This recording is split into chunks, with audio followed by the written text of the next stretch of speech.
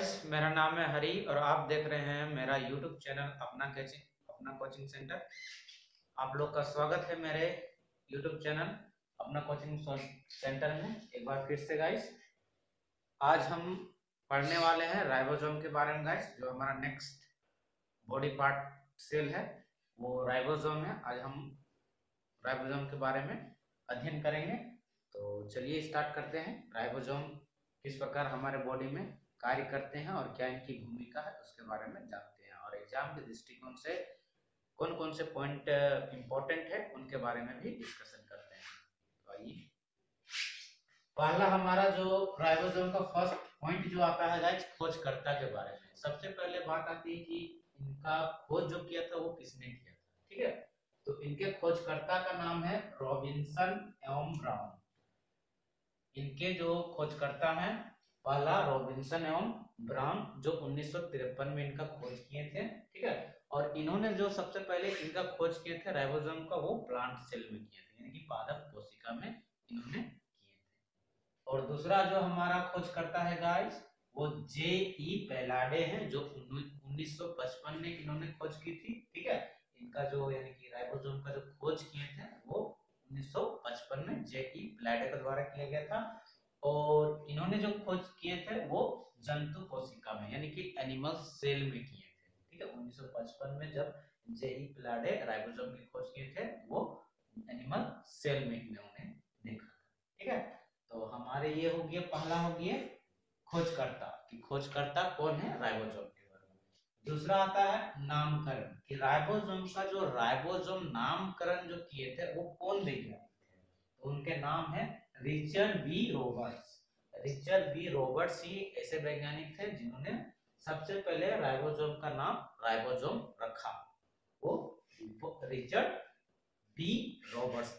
ठीक है, ध्यान रखिएगा, यहाँ थोड़ा सा कंफ्यूज मत कीजिएगा। खोजकर्ता कोई और है और नामकरण करने वाले कोई और है। तो ठीक है, एग्जाम में जब अगर क्वेश्चन आएंगे तो सटीक आंसर मारने का कोशिश कीजिएगा, ना कि एक्सचेंज कर दीजिएगा। ठीक है, तो उम्मीद है कि आप लोग सही आंसर मारिएगा।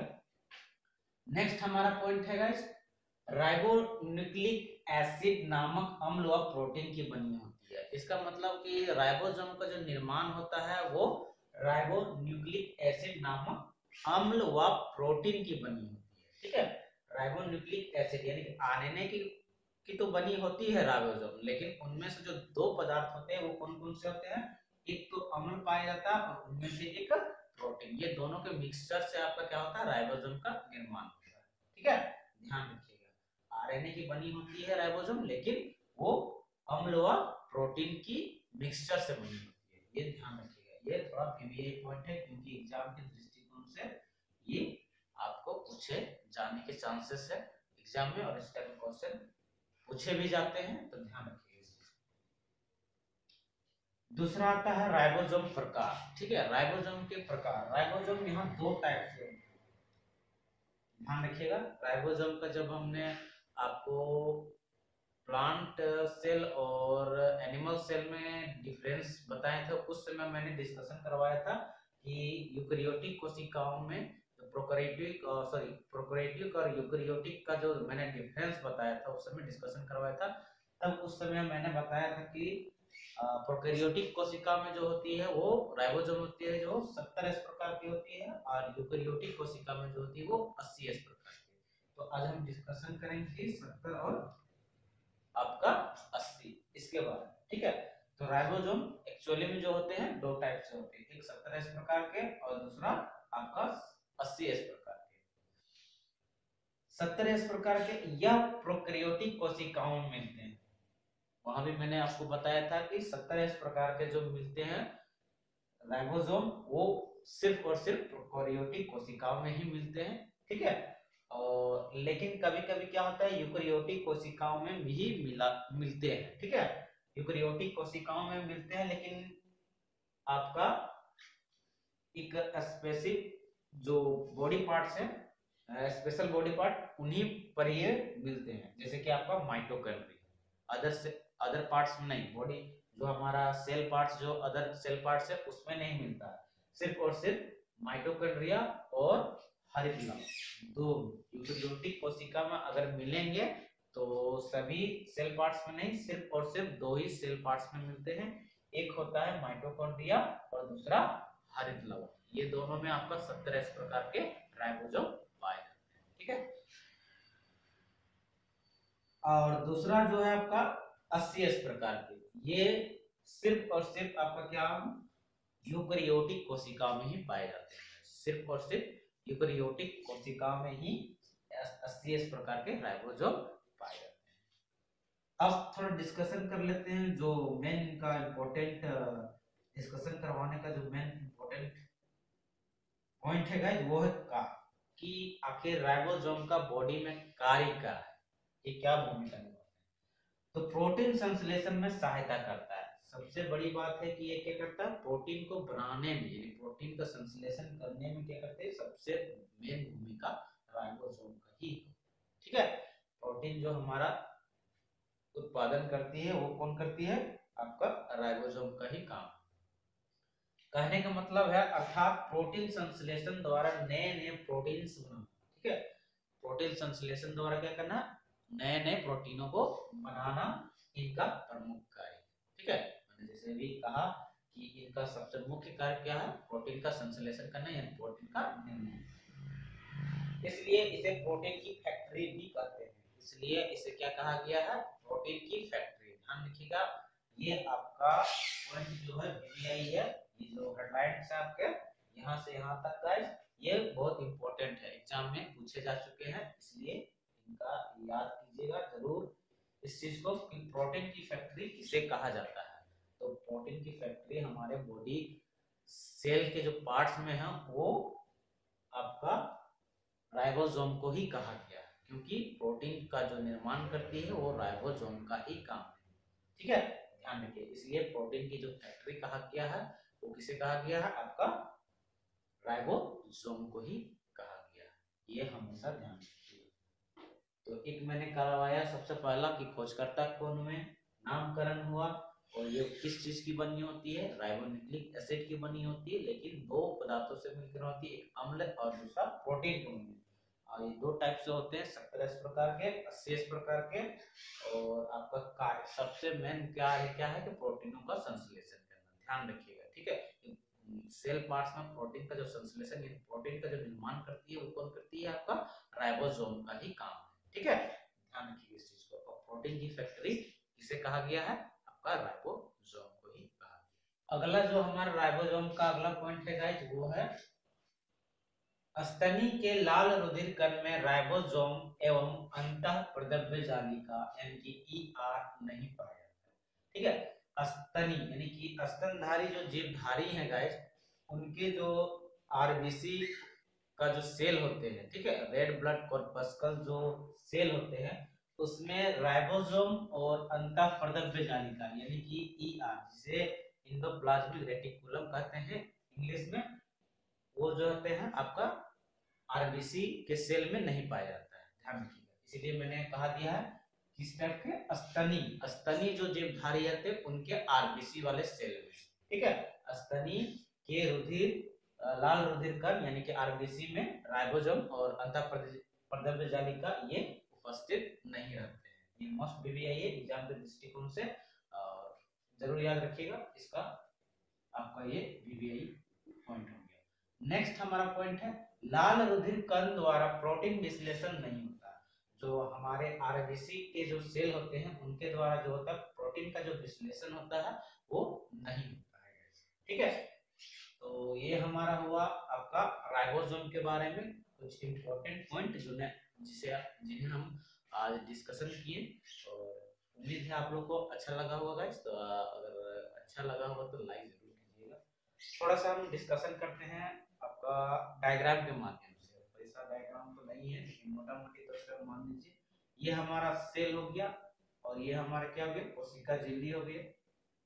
ये मैंने पिछला वीडियो में आपको जब एंडोप्लाज्मिक रेटिकुलम के बारे में बता रहा था तो उसमें हमने डिस्कशन करवाया था आप लोग के राइबोसोम होते का।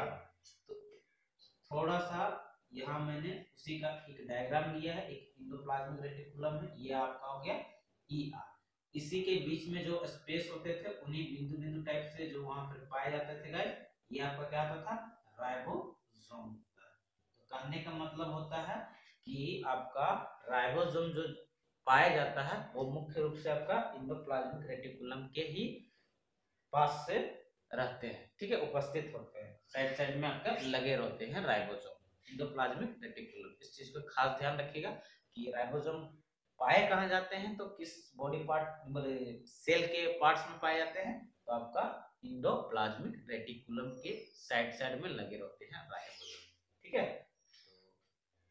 चलिए नेक्स्ट अगला सेल पार्ट है गाइस माइटोकॉन्ड्रिया, ठीक है। माइटोकॉन्ड्रिया किस प्रकार से हमारे शरीर में अहम भूमिका निभाते हैं, किस तरह से कार्य करते हैं, इनके बारे में डिस्कशन करते हैं और कौन कौन से पॉइंट एग्जाम के दृष्टिकोण से इंपॉर्टेंट है उनके बारे में भी जानने का प्रयास करते हैं। तो चलिए डिस्कशन करते हैं।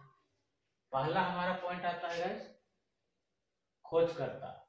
इनका जो खोज करने वाले वैज्ञानिक है वो है अल्टमैन।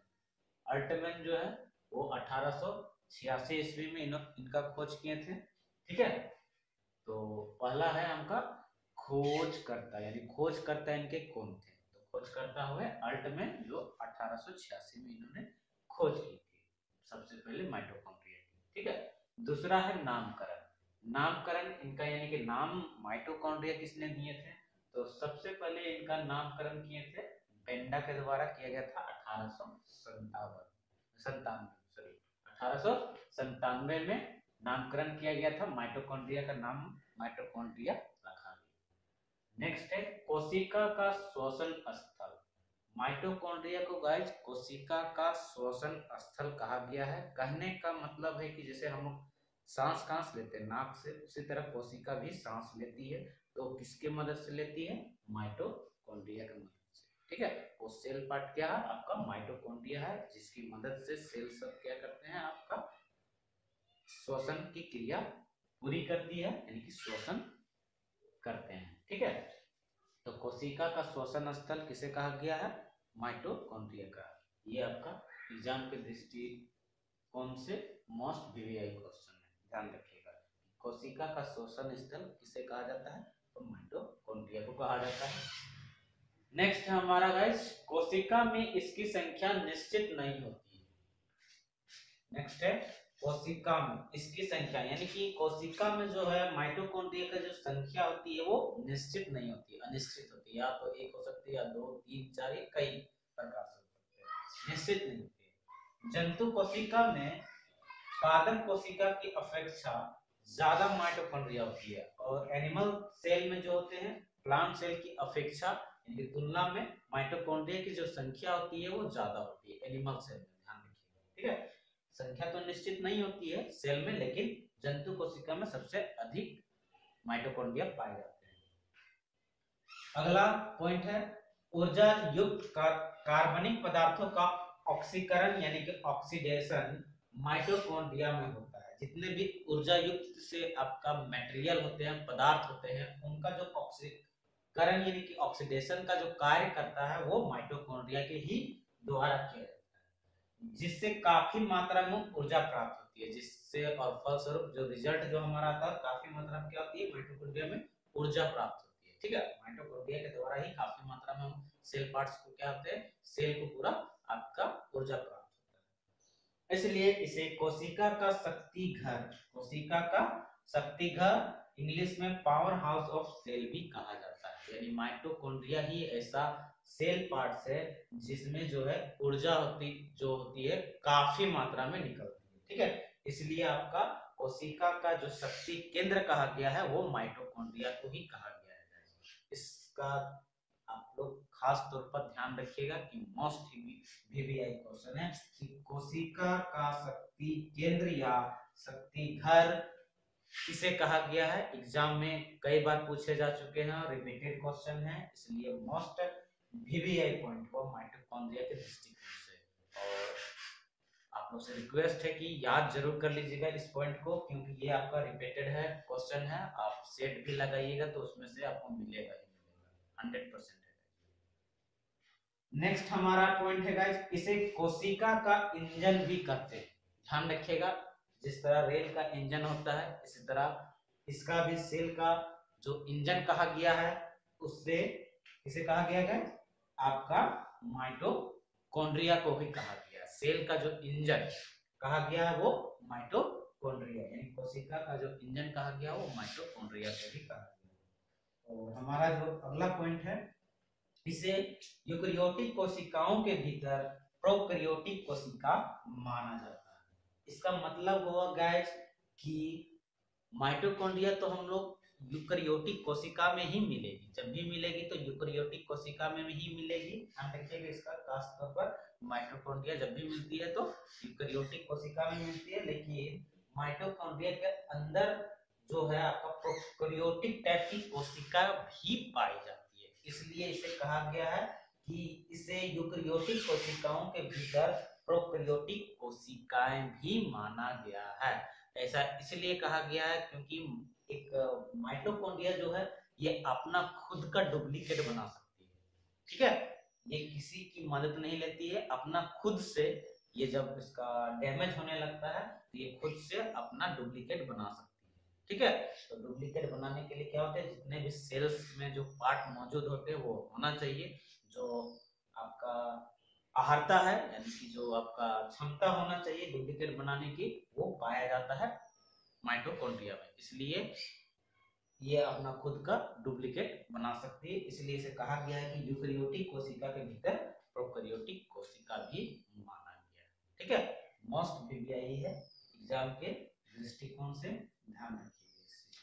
ठीक है, और एक हमारा नोट है गाइस जो बहुत ही इंपॉर्टेंट है एग्जाम के दृष्टिकोण से, ये भी क्वेश्चन आपका रिपीटेड है, ध्यान रखिए, इसलिए मैंने नोट लिखवा दिया कि डीएनए मुख्य तौर पर तो सभी को जानते हैं कि वो केंद्रक के अंदर ही पाई जाती है, लेकिन केंद्रक के अलावा भी पाई जाती है कहीं और। कहां?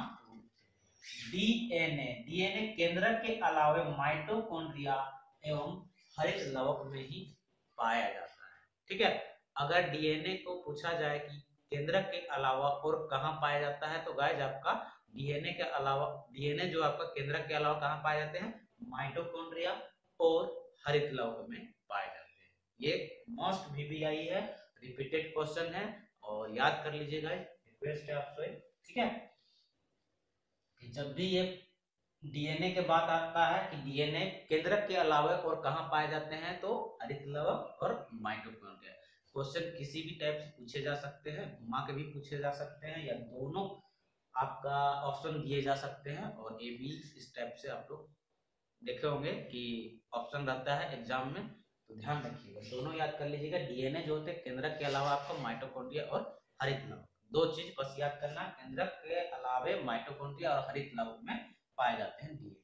ठीक है, तो ये पूरा हुआ आज का सेशन गाइस। हमने आज राइबोसोम के बारे में डिस्कशन किया और दूसरा माइटोकॉन्ड्रिया के दो सेल पार्ट्स के बारे में डिस्कशन किया, तो दोनों ही वीवी इंपॉर्टेंट है, वीवीआई इंपॉर्टेंट है। इस वीडियो लेक्चर को अगर एक बार में ना समझ में आए तो दोबारा देखिएगा, रिक्वेस्ट है यहाँ से आपका क्वेश्चन बनेगा ही बनेगा एग्जाम में, 100% है गाइस कि इससे एक क्वेश्चन आपका जरूर एग्जाम में फेस कीजिएगा, मिलता है।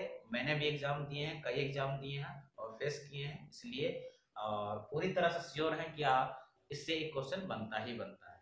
तो रिक्वेस्ट है आप लोग को, अगर वीडियो अच्छा लगा होगा आज का तो लाइक और सब्सक्राइब करना ना भूलिएगा, और मोटिवेट करते रहिएगा मेरे को। तो मोटिवेट करने का जरिए यही है कि आप लोग लाइक और सब्सक्राइब करते रहिए। और हाँ सर, एक रिक्वेस्ट है कि अगर कोई पॉइंट हमसे मिस हो रही है तो कमेंट के माध्यम से आप बता सकते हैं कि ये डिस्कशन करवाना चाहिए, तो मैं अगले वीडियो में जरूर उसका कोशिश करूंगा कि आप लोग को उपलब्ध कराऊं कि जो मिस हो रही है पॉइंट उसके बारे में। ठीक है गाइस, मिलते हैं नेक्स्ट वीडियो में बहुत ही जल्द, तब तक के लिए see you guys and take care.